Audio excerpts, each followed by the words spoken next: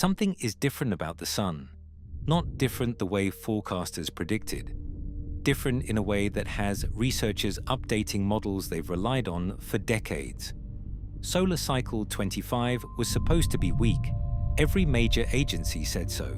NOAA, NASA, the International Prediction Panel. They all forecast a quiet cycle, peaking at a sunspot number of around 115. It peaked at 161. That's 40% above the official forecast. And the thermosphere above your head is currently the densest it's been in 2 decades. But here's the part that should stop you cold. The sun isn't the only thing changing. The shield between you and the sun is changing too. And it's changing faster than almost anyone is talking about.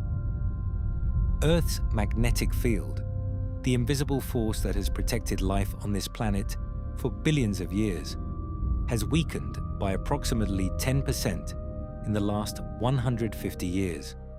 The weak spot over the South Atlantic has expanded by nearly half the size of continental Europe since 2014 alone. And the magnetic North Pole, it is moving in a way that the British Geological Survey calls something we have never observed before. A stronger sun, a weaker shield, both happening at the same time.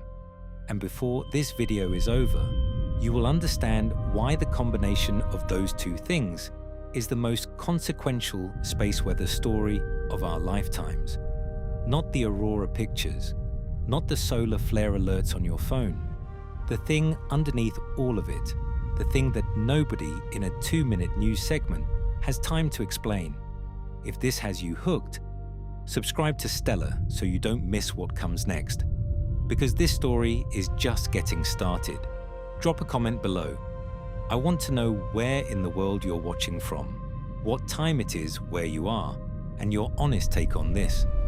A sun running hotter than predicted, and a magnetic shield running weaker than it's been in centuries. Does that feel like a coincidence to you?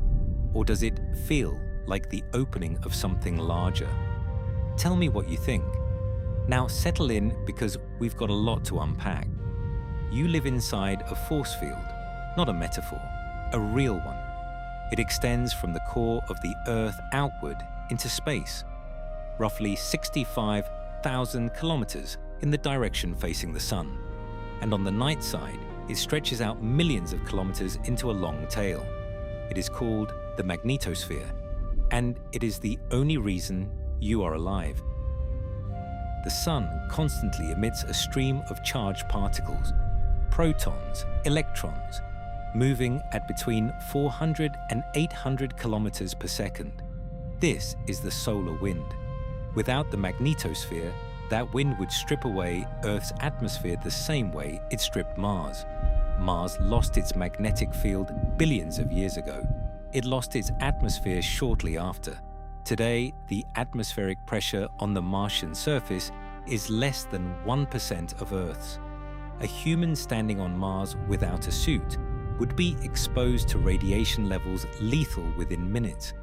Earth kept its magnetic field. Earth kept its atmosphere. And for billions of years, life evolved inside the protection of that invisible bubble without ever needing to understand it existed. Here is the part most people never hear. The shield is not static. It pulses, drifts, and shifts. Its strength is not uniform. There are places where it is thick and strong, and places where it is thin, very thin, and the thinnest place on Earth, the most significant weak spot in the entire planetary shield, is growing. The South Atlantic Anomaly. It sits above South America and the Southern Atlantic Ocean. At its center, the magnetic field strength is approximately 1/3 of what it is at the poles. Satellites passing through it receive elevated doses of radiation on every single orbit. The International Space Station schedules spacewalks to avoid it. NASA instruments aboard the Hubble Space Telescope experience increased error rates when transiting it. That is today, right now, in 2026. And it is bigger than it was in 2014, significantly bigger. The European Space Agency launched 3 satellites in November 2013. They are called SWARM. Their job is to measure Earth's magnetic field with precision that no ground-based instrument can match. For 11 years, those satellites have been circling, measuring, building the most comprehensive continuous record of magnetic field change ever assembled from space. The findings published in early 2026 in Physics of the Earth and Planetary Interiors are not subtle. Between 2014 and 2025, the South Atlantic Anomaly expanded by an area nearly half the size of continental Europe. That is not a gradual trend barely visible in the data. That is a measurable, mapped, documented expansion over 11 years of the weakest region of Earth's magnetic shield. But here is where it gets more specific and more concerning. Since 2020, a secondary region of the anomaly, located southwest of Africa, has been weakening even faster than the primary region near South America. The eastern minimum of the anomaly lost approximately 600 nanotesla of field strength between 2018 and 2025. The western minimum lost around 200 nanotesla in the same period. The eastern is weakening 3 times faster, and it is expanding laterally, growing wider as it deepens. Lead author Professor Chris Finlay of the Technical University of Denmark explained it this way. Beneath the South Atlantic Anomaly, where you'd normally expect magnetic field lines to emerge from the core in the southern hemisphere, they don't. Instead, they go back in. Reverse flux patches, areas where the field lines point the wrong way, and one of those patches is moving westward across Africa. Right now, deepening the anomaly as it moves. That number needs context. NOAA's 2025 State of the Geomagnetic Field Report confirmed the anomaly's area of weakened field strength grew by 8% in a single year. The minimum field intensity at the anomaly center dropped by approximately 30 nanotesla at Earth's surface in that same period. These are not rounding errors. These are directional changes in the structure of Earth's shield, confirmed by multiple independent satellite and ground-based measurement programs. And this is happening at the same time as something else that has never been observed before. The magnetic North Pole has been moving since James Clark Ross first located it in northern Canada in 1831. For most of recorded history, that movement was slow, a few kilometers per year. Scientists tracked it with periodic surveys. The World Magnetic Model was updated every 5 years, and that was enough. The pole moved, but it moved at a pace that felt geological, patient, manageable. Then the 1990s happened. Between 1990 and 2005, the North Magnetic Pole's speed went from its historic range of 0 to 15 kilometers per year to 50 to 60 kilometers per year. It was accelerating every year. And in 2019, the acceleration became so severe that NOAA had to issue an emergency early update to the World Magnetic Model. The model was supposed to last 5 years. It couldn't. The pole was moving too fast. By 2025, the pole had crossed the Arctic Ocean entirely. It crossed the international dateline. It officially entered the Russian hemisphere. A pole that had been near Canada since the 1500s is now closer to Siberia than to where it started. William Brown of the British Geological Survey said this, and I want you to hear the exact words. The current behavior of magnetic north is something we have never observed before. Magnetic north has been moving slowly around Canada since the 1500s, but in the past 20 years, it accelerated towards Siberia, increasing in speed every year until about 5 years ago. Then it suddenly decelerated from 50 to 35 kilometers per year, which is the biggest deceleration we've ever seen. Never observed before. Biggest deceleration ever seen. not slow and predictable. Not within the historical range of normal variation. Something new. That number needs context.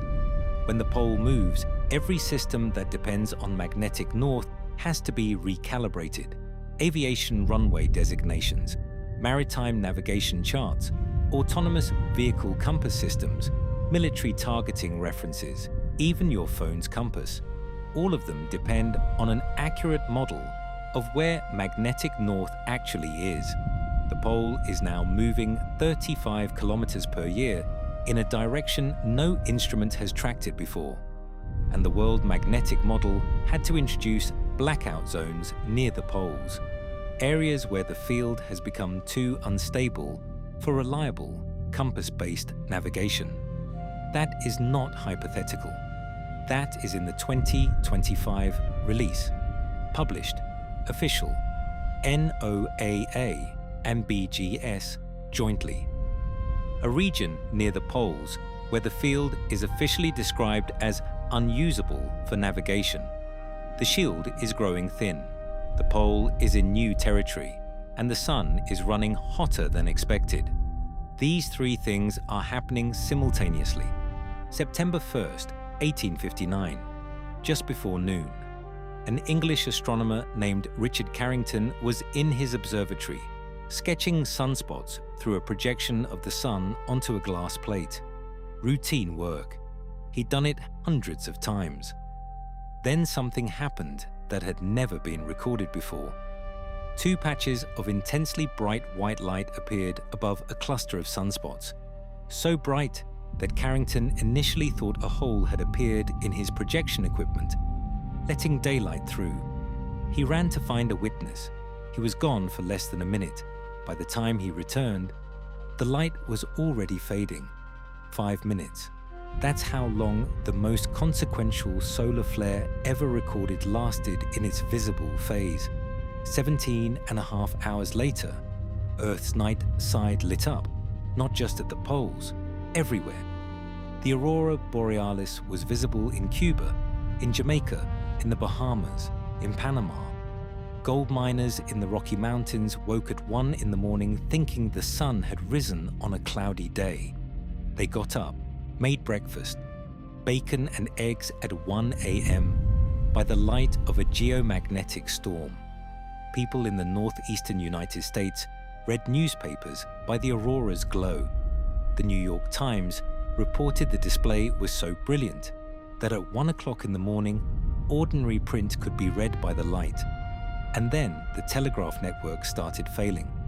Telegraph stations across Europe and North America went dark. In some cases, the wires carried so much induced current that operators received electric shocks. Telegraph pylons threw sparks. Recording tape ignited, and in one documented case, 2 operators in Boston and Portland disconnected their power supplies entirely and found they could still send and receive messages, powered entirely by the geomagnetic storm itself. This was not a civilization-ending event in 1859, because in 1859 there was almost nothing to destroy. The telegraph was the only electrical infrastructure that existed. It broke, and then it was fixed. Here is the part that should stop you cold. That CME, the one that caused all of this, traveled from the sun to Earth in 17.6 hours. A typical CME takes 3 to 4 days to cross that distance. This one moved so fast because a previous CME days earlier had already cleared the path of denser solar material, a clean corridor, and through that corridor, a billion-ton plasma cloud arrived at Earth 17 hours after it left the sun. NOAA's warning system today would give us approximately 15 to 30 minutes of notice once the CME's magnetic field orientation could be measured. Not hours, not days, minutes. In 2013, Lloyd's of London commissioned a study. They wanted to know what the Carrington event would cost if it happened now. Not in 1859, now. The answer was between $600 billion and $2.6 trillion for North America alone in lost revenue to the power industry. That figure has only grown since 2013 because the grid has only grown more interconnected, more dependent on electronics that don't exist without power, and more reliant on GPS timing signals that disappear the moment space weather is severe enough. Here is the mechanism. When a massive CME hits Earth's magnetosphere, it doesn't just produce aurora, it generates geomagnetically induced currents, GICs. These are slow-moving electrical currents that flow through any long conductor connected to the ground: power transmission lines, pipelines, railway tracks, undersea fiber optic cable repeaters. They're not like lightning. They don't spike and vanish. They flow steadily for minutes to hours, and they do their damage slowly by heating transformer cores, by pushing DC current through systems designed to carry only AC, by saturating the iron cores of extra-high voltage transformers in ways that the engineers who built them never anticipated. EHV transformers, extra-high voltage, the large ones that sit at transmission substations and step power up or down for long-distance grid movement. They are custom-built. They weigh up to 400 tons, and if enough of them fail simultaneously, the lead time to replace them, if new units need to be ordered, is a minimum of 5 months. Some estimates put it at 12 to 18 months. That number needs context. The Lloyd study identified that 20 to 40 million Americans are at risk of extended power outage from a Carrington-level event, not a brief blackout, extended, durations ranging from 16 days to 1 to 2 years, depending on how many transformers fail and where they fail. The corridor between Washington, D.C. and New York City was identified as one of the highest risk zones, the Midwest another, the Gulf Coast a third, 16 days to 2 years without power. In a world where your food is refrigerated, your water is pumped, your hospital runs on electricity, and your communication network depends on GPS timing to function, and the daily economic loss in the worst-case scenario, $41.5 billion domestic per day, plus another $7 billion in international supply chain disruption per day. On July 23, 2012, a CME left the Sun that scientists later assessed as Carrington-class in magnitude, a full Carrington-class event. It missed Earth by 9 days. 9 days. If Earth's orbital position had been slightly different, we would still be recovering. Here is the thing that connects all of this together, and it is the thing that almost no mainstream space weather coverage discusses seriously. The Carrington event happened in 1859. Earth's magnetic field was stronger in 1859 than it is today. Not by a small amount. The field has weakened approximately 10% over the last 150 years. And the South Atlantic Anomaly, the specific weak zone directly relevant to how solar particles penetrate the shield, has expanded by nearly half the size of Europe since 2014. What that means, practically, is this. A CME of a given intensity arriving at Earth today does not encounter the same shield it would have encountered in 1859 or in 1989, when a geomagnetic storm took down the Quebec power grid for 12 hours and left 6 million people without power.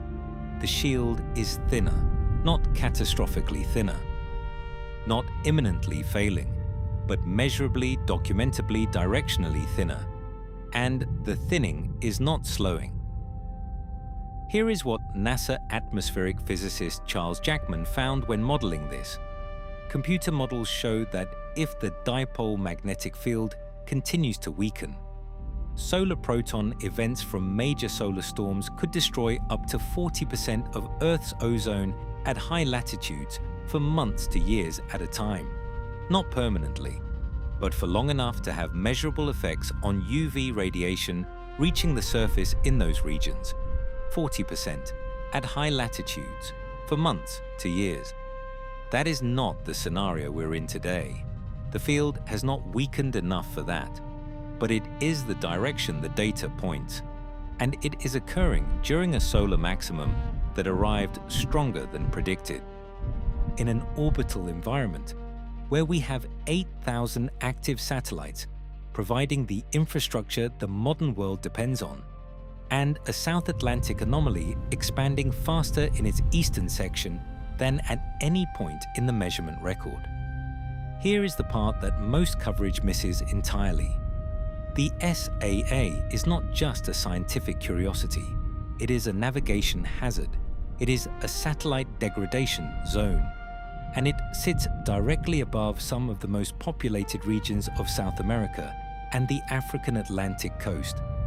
Every satellite in low Earth orbit passes through it multiple times per day, and every pass increases the cumulative radiation dose on that satellite's electronics.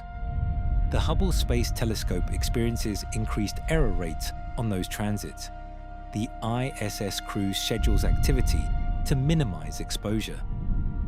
That's with a shield at its current strength, a shield at 85% of its 1859 strength, which is where we are now, and declining. July 23, 2012, a CME left the Sun.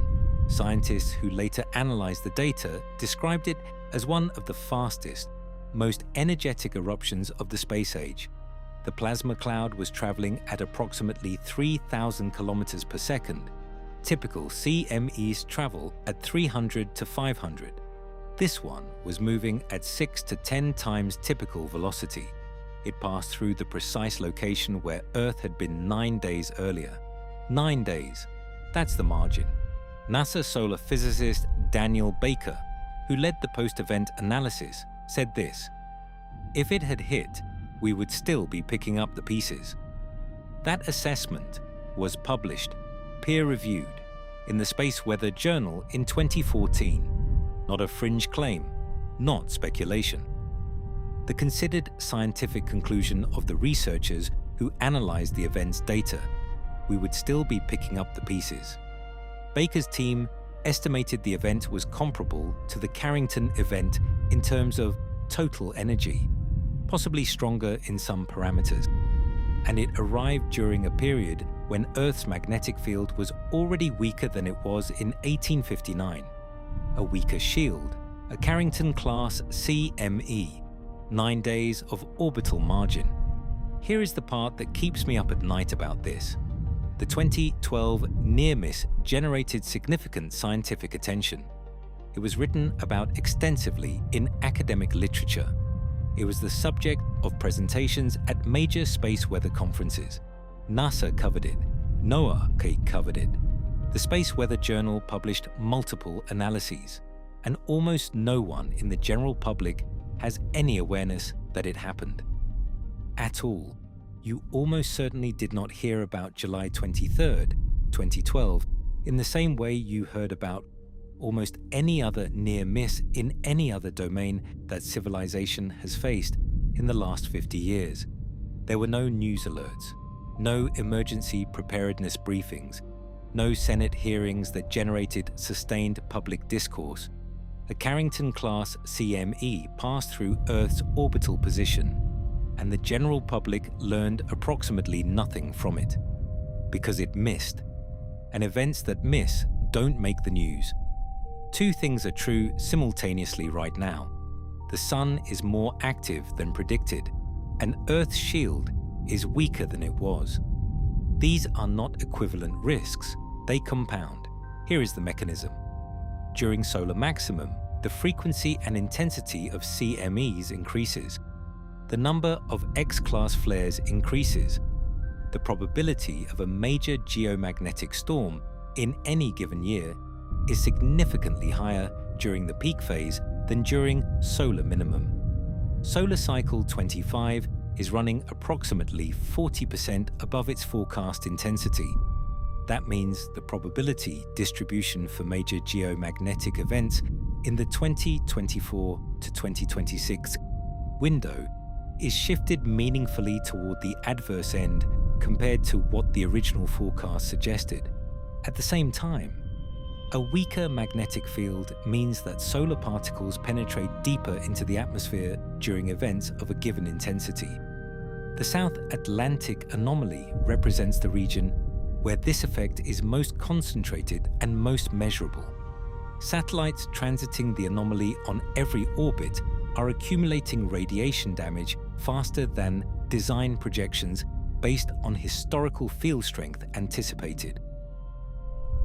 Ground-based infrastructure in the anomaly region, particularly in South America and coastal Africa, is exposed to geomagnetically induced currents during solar storms that latitude-based risk models don't fully capture because those models were built assuming a stronger field, not a failure in the models. A failure in the baseline assumptions the models were built on. The NOAA 2025 State of the Geomagnetic Field Report documented declination deviations during the October 2024 G4 storm that reached 16.7 degrees in Greenland. That is not a typical measurement.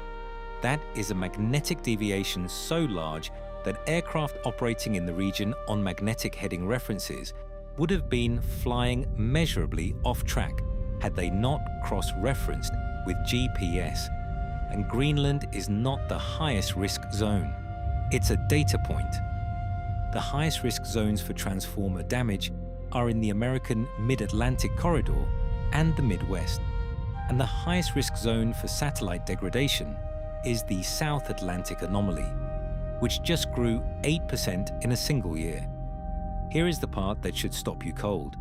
We have one satellite dedicated to measuring the solar wind and providing early warning of incoming CMEs. It's called DSCOVR. It sits at the L1 Lagrange point, approximately 1.5 million kilometers from Earth in the direction of the Sun. It was launched in 2015. It is operating beyond its original design life. The Lloyd's of London study from 2013 specifically noted that the space weather monitoring satellites were near end of life, and that current forecasting capability would decrease in coming years if no further investment took place. That was 13 years ago. DSCOVR is still the primary warning system. It provides 15 to 30 minutes of warning after measuring the incoming CME's magnetic field orientation. Not before, after. The orientation of the magnetic field embedded in the CME is the critical variable that determines whether the storm interacts with Earth's magnetosphere in a damaging way. And that can only be measured when the CME has already nearly arrived, 15 to 30 minutes, to protect a global electrical grid from an event that costs up to $41.5 billion per day in its worst-case configuration. There are 3 specific gaps in the current preparedness posture. None of them are secret. All of them are in the scientific and policy literature. None of them have been resolved. The first is transformer stockpiles. The EHV transformers that are most vulnerable to geomagnetically induced currents are custom units. There is no standard size. They are manufactured to order. A small number of manufacturers globally produce them. Lead times of 12 to 18 months are standard. The United States has made progress in building strategic reserves through initiatives like the DHS Spare Transformer Program. That program has never been publicly confirmed as sufficient to cover the scenario that the Lloyd's study describes, where multiple high-risk corridors fail simultaneously during a major event. The gap between what the reserves contain and what a worst-case event demands has not been closed. The second is timing backup systems. GPS atomic clock signals are embedded in the synchronization protocols of financial networks, cellular infrastructure, and power grid management systems. A major space weather event that degrades or interrupts GPS signals does not just affect navigation. It affects the timing infrastructure that financial settlement systems, stock exchange operations, and cellular network handoff coordination depend on. The backup systems for GPS timing are not uniformly deployed across critical infrastructure. The awareness that GPS degradation is a space weather consequence and not just a satellite problem is not yet integrated into most critical infrastructure emergency planning frameworks. The third is public understanding. Here is what I find most alarming about this. The 2012 near miss generated no durable change in public awareness of space weather risk. The May 2024 G5 storm generated beautiful aurora photos and a news cycle that lasted approximately 72 hours before being replaced by other content. The systematic weakening of Earth's magnetic field, documented across 11 years of satellite data by ESA, published in peer-reviewed journals, confirmed by NOAA, has received essentially no sustained mainstream coverage relative to the scale of the underlying change. This is not the fault of any single institution. It is a structural feature of an information environment that processes events, not trends. A blackout makes news. A transformer failing in Quebec in 1989 made news.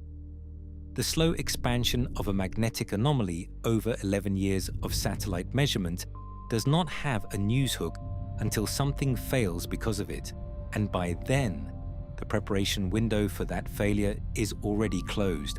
Let's talk about the thing people are most afraid to say out loud. Pole reversal. The magnetic North Pole becoming the magnetic South. The field lines flipping. Every compass on Earth pointing the wrong direction. It sounds catastrophic. It sounds immediate. And almost everything you've heard about it is either incomplete or wrong. Here is what a pole reversal actually is. Earth's magnetic field is generated by the motion of liquid iron in the outer core. That iron is not still. It churns. It convects.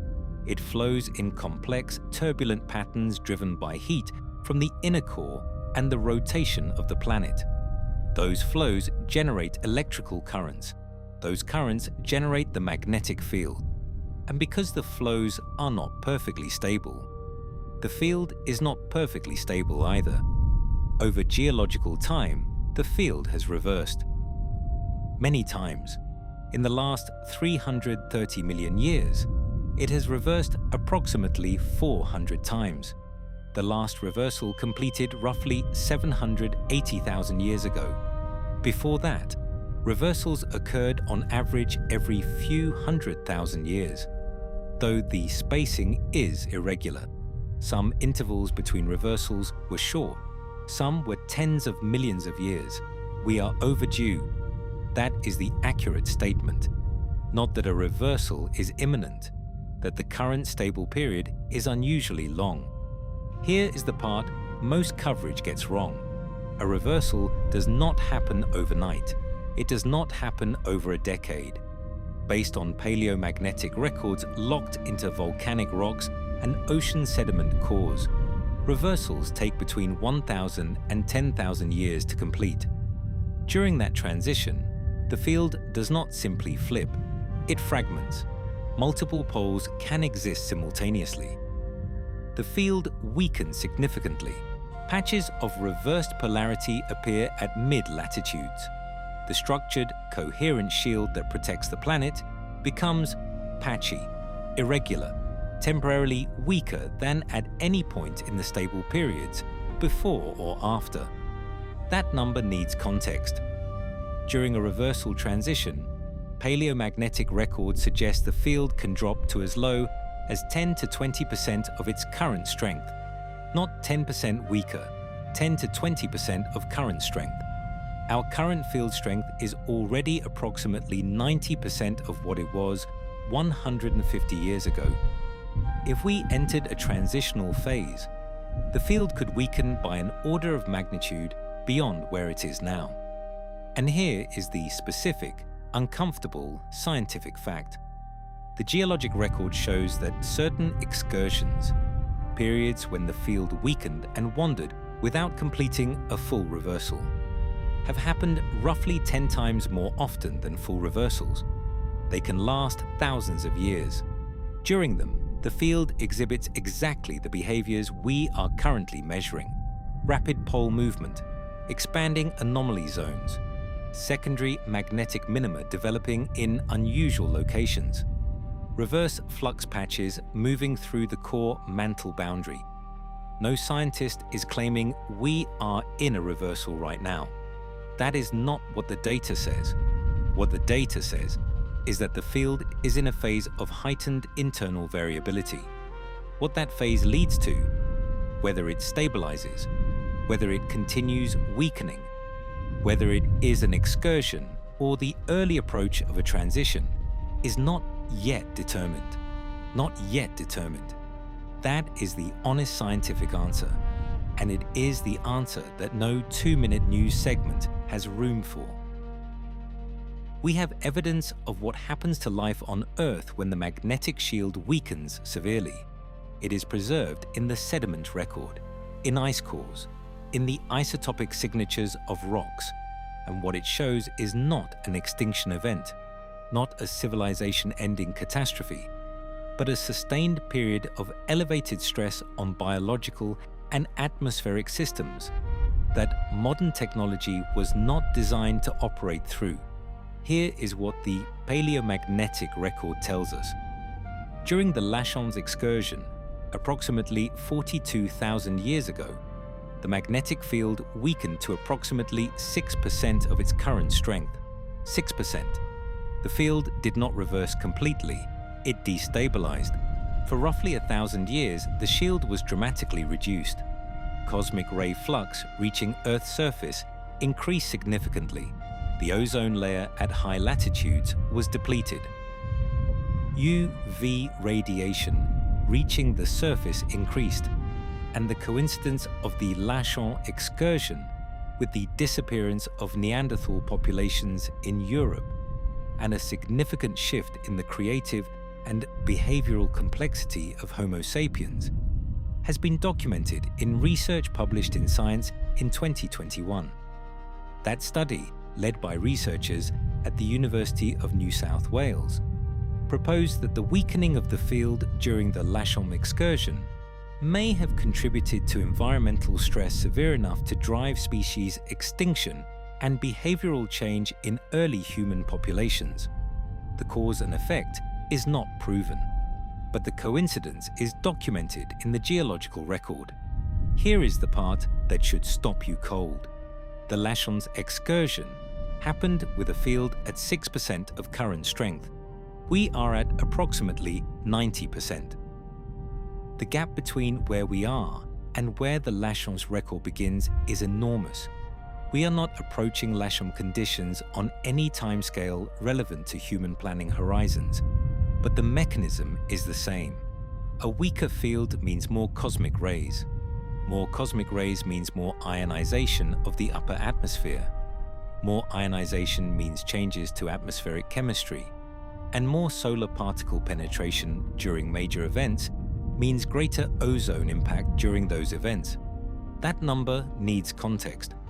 During the May 2024 G5 storm, the strongest geomagnetic event in 21 years, auroras were visible as far south as Puerto Rico, Florida, Mexico.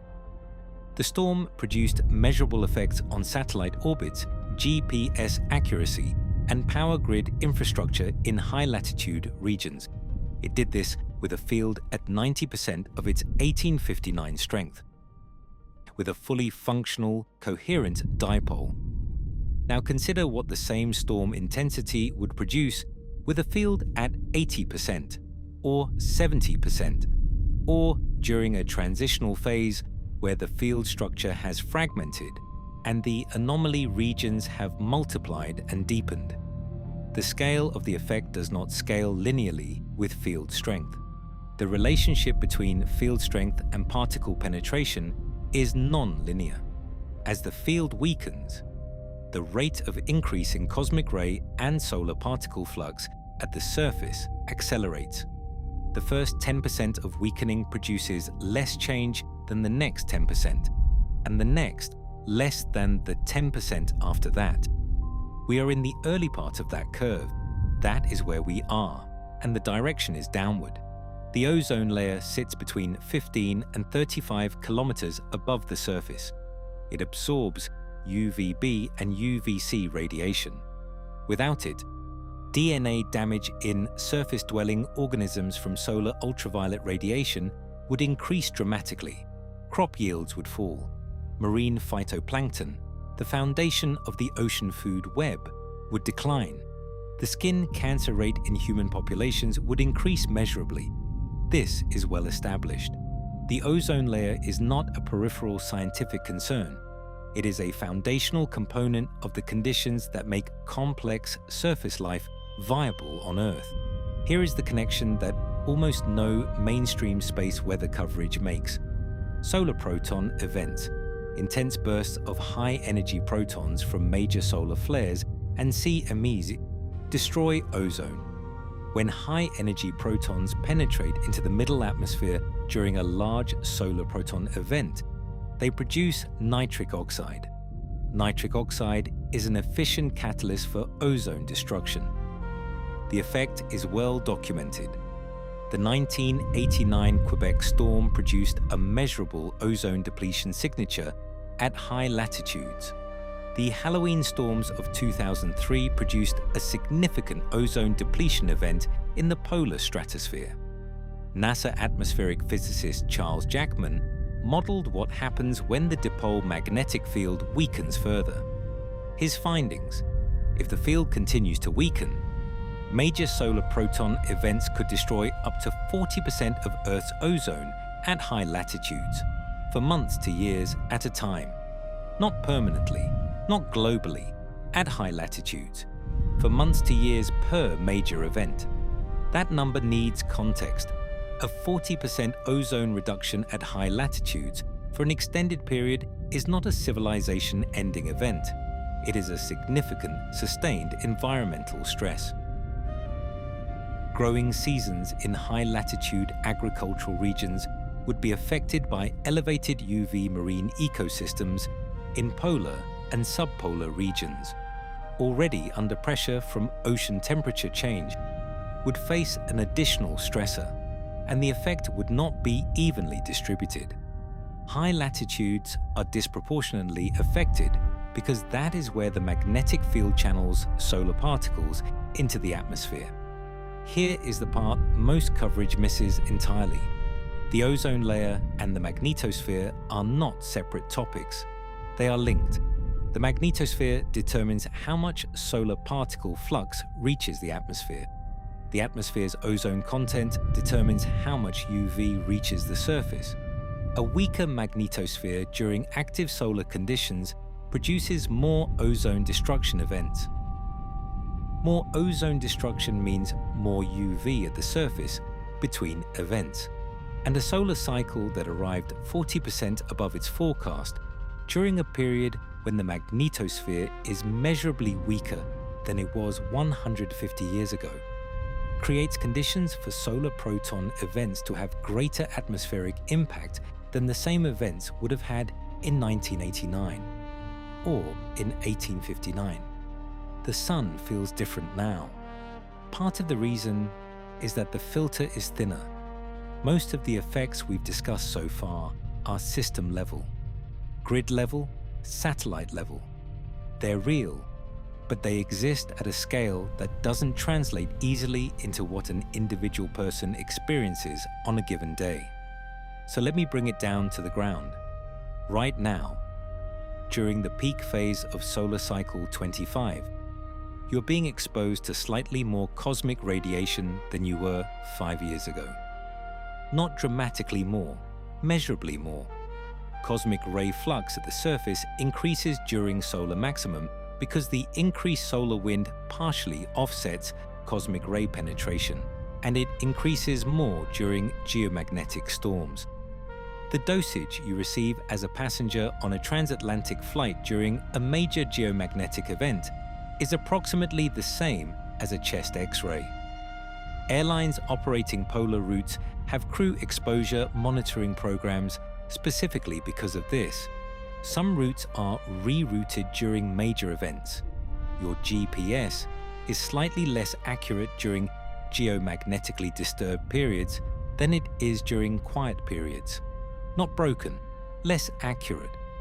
The ionosphere, the electrically charged layer of the upper atmosphere between roughly 60 and 1,000 kilometers altitude, is directly affected by solar radiation and geomagnetic activity. When it's disturbed, the GPS signals passing through it are bent and delayed in ways that introduce positional errors. Modern GPS receivers compensate for much of this. Not all of it. Your HF radio, if you use one, is unreliable during solar X-ray events. X-class flares cause complete HF blackouts on the sunlit side of Earth that can last from minutes to hours. If you've ever heard a ham radio operator describe a sudden loss of signal on a clear day with no weather to blame, that is often a solar flare event. The signal was absorbed by the ionosphere, not the weather. Here is what you don't feel but is happening anyway. Every satellite passing through the South Atlantic Anomaly on its orbit is accumulating radiation damage that shortens its operational life. That damage doesn't announce itself. The satellite doesn't file a report. It continues functioning until one day it doesn't. And somewhere in the chain of services that satellite provided, something gets a little less reliable, a little slower, a little more prone to outage. That process is occurring on every orbit, hundreds of times per day, across thousands of satellites, in a region of the shield that just grew 8% larger in a single year, during a solar maximum that arrived 40% above its forecast intensity. You don't feel it, but it is accumulating. And accumulation is the thing that produces sudden-seeming failures in complex systems. Not a single dramatic moment, a long series of small degradations until the margin runs out. Most of the effects we've discussed so far are system level, grid level, satellite level. They're real, but they exist at a scale that doesn't translate easily into what an individual person experiences on a given day. So let me bring it down to the ground. Right now, during the peak phase of solar cycle 25, you are being exposed to slightly more cosmic radiation than you were 5 years ago. Not dramatically more, measurably more. Cosmic ray flux at the surface increases during solar maximum because the increased solar wind partially offsets cosmic ray penetration, and it increases more during geomagnetic storms. The dosage you receive as a passenger on a transatlantic flight during a major geomagnetic event is approximately the same as a chest X-ray. Airlines operating polar routes have crew exposure monitoring programs specifically because of this. Some routes are rerouted during major events. Your GPS is slightly less accurate during geomagnetically disturbed periods than it is during quiet periods. Not broken, less accurate. The ionosphere, the electrically charged layer of the upper atmosphere between roughly 60 and 1,000 kilometers altitude, is directly affected by solar radiation and geomagnetic activity. When it's disturbed, the GPS signals passing through it are bent and delayed in ways that introduce positional errors. Modern GPS receivers compensate for much of this, not all of it. Your HF radio, if you use one, is unreliable during solar X-ray events. X-class flares cause complete HF blackouts on the sunlit side of Earth that can last from minutes to hours. If you've ever heard a ham radio operator describe a sudden loss of signal on a clear day with no weather to blame, That is often a solar flare event. The signal was absorbed by the ionosphere, not the weather. Here is what you don't feel but is happening anyway. Every satellite passing through the South Atlantic Anomaly on its orbit is accumulating radiation damage that shortens its operational life. That damage doesn't announce itself. The satellite doesn't file a report. It continues functioning until one day it doesn't. And somewhere in the chain of services that satellite provided, something gets a little less reliable, a little slower, a little more prone to outage. That process is occurring on every orbit, hundreds of times per day, across thousands of satellites, in a region of the shield that just grew 8% larger in a single year, during a solar maximum that arrived 40% above its forecast intensity. You don't feel it, but it is accumulating. And accumulation is the thing that produces sudden seeming failures in complex systems. Not a single dramatic moment, a long series of small degradations, until the margin runs out. There is a version of this story that is easy to tell. The version where a stronger sun and a weaker shield are two separate, unrelated trends that happen to be occurring simultaneously. Where the fireball surge over the United States in Q1 2026 is a natural debris variation. Where the South Atlantic Anomaly expanding 8% in a year is a geological process operating on timescales too vast to be relevant to human planning. Where the 2012 near miss was just a bullet that missed, and therefore not something that requires a response. That version is not wrong. It is just incomplete. Because the specific combination we are in right now, a solar maximum running above forecast, a shield weakening at a measured and documented rate, a near miss on record, a warning system operating beyond its design life, transformer reserves that have not been publicly confirmed as sufficient. That combination has never existed before in human history. Not because the physics is new, but because the infrastructure dependent on stable space weather conditions has never been this extensive or this deeply embedded in the systems that keep modern life functioning.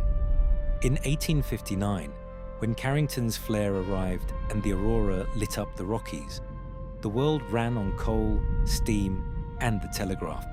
The telegraph broke, and then it was fixed, and life continued. Today, the world runs on GPS timing, satellite communications, semiconductor supply chains that move through automated logistics networks, power grids that span continents and are managed in real time by computers, and financial systems that settle trillions of dollars in transactions per day through networks that depend on atomic clock synchronization derived from satellites. None of those systems existed in 1859. All of them are space weather dependent, and none of them were designed with a Carrington-class event as a design requirement. They were designed for the world that existed when they were built, a world with a stronger shield, a quieter sun, and no recorded experience of what a Carrington-class hit does to digital infrastructure, because it has never happened to digital infrastructure, not yet. Here is the part that keeps me up at night. The science community is not asleep. NOAA runs the Space Weather Prediction Center. ESA has the Space Weather Service Network. The UK Met Office has a dedicated Space Weather Operations Center. International cooperation on space weather monitoring is real, active, and producing data of genuine quality. The World Magnetic Model is updated. The swarm satellites are measuring. The warning systems exist. The gap is not in the science. The gap is between what the science knows and what the systems built on top of it are hardened to withstand. And that gap is not closing as fast as the underlying trends are developing. Solar cycle 25 is declining. The peak smoothed sunspot number of 161 arrived in October 2024. The cycle is moving toward minimum. activity will decrease over the next several years. The thermosphere will cool and contract. Satellite deorbit rates will ease. The frequency of major geomagnetic events will fall. That is not a reassurance, it is a pause. Because the South Atlantic Anomaly will not stop expanding when the solar cycle quiets. It expanded steadily between 2014 and solar maximum. It has been expanding for longer than the satellite record, identified first in the 19th century. The processes driving it are deep in the outer core. They operate on timescales of decades to millennia, not solar cycles. And the magnetic North Pole will not stop moving when the solar cycle quiets. It has been accelerating towards Siberia since the 1990s. It has now entered territory it has not occupied since the 1500s.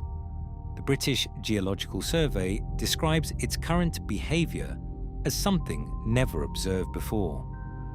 The deceleration from 50 to 35 kilometers per year is not a return to normal.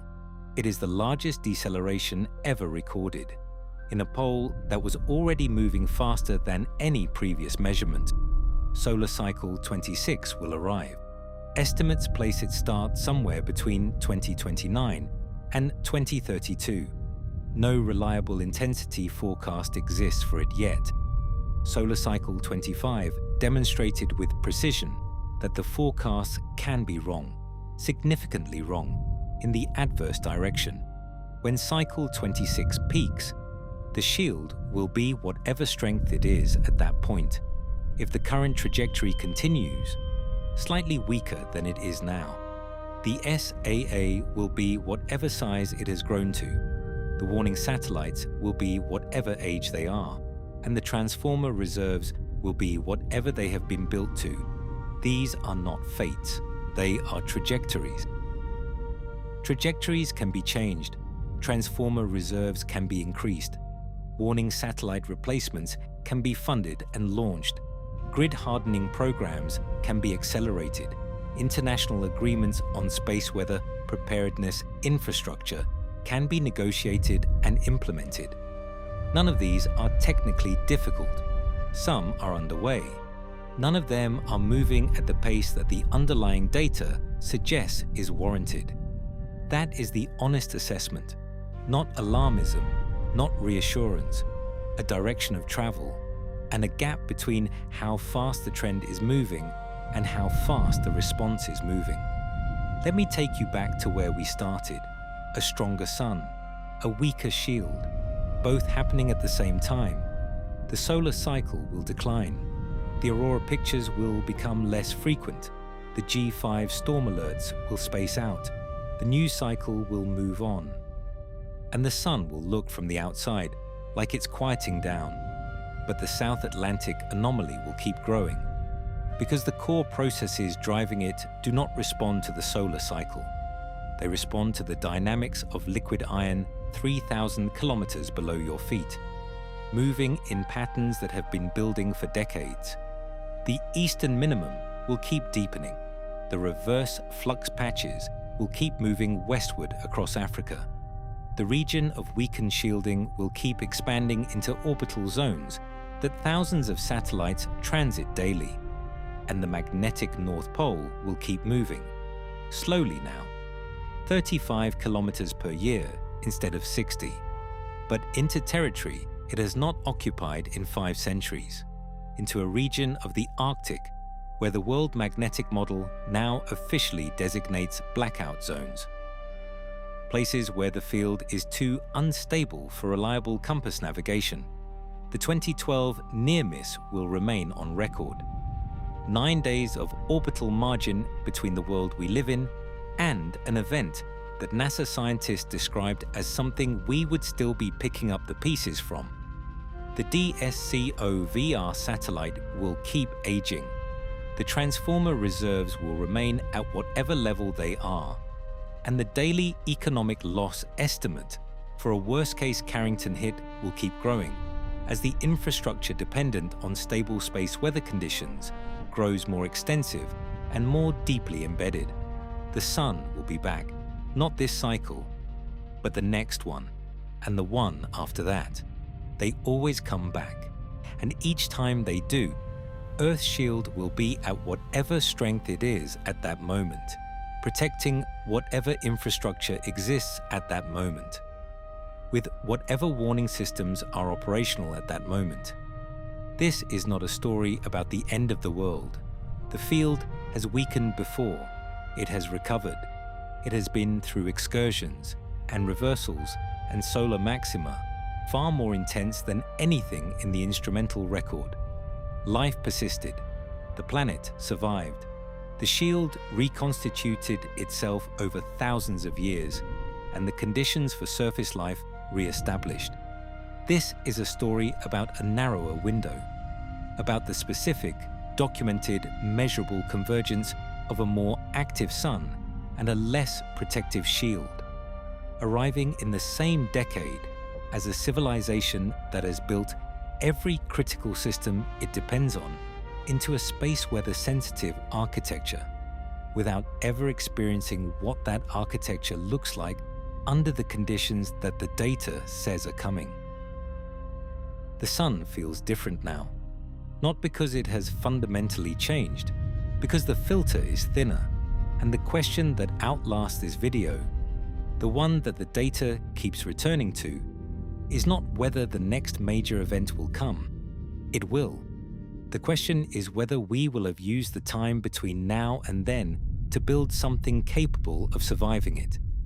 We have not finished answering that yet, and the clock is running.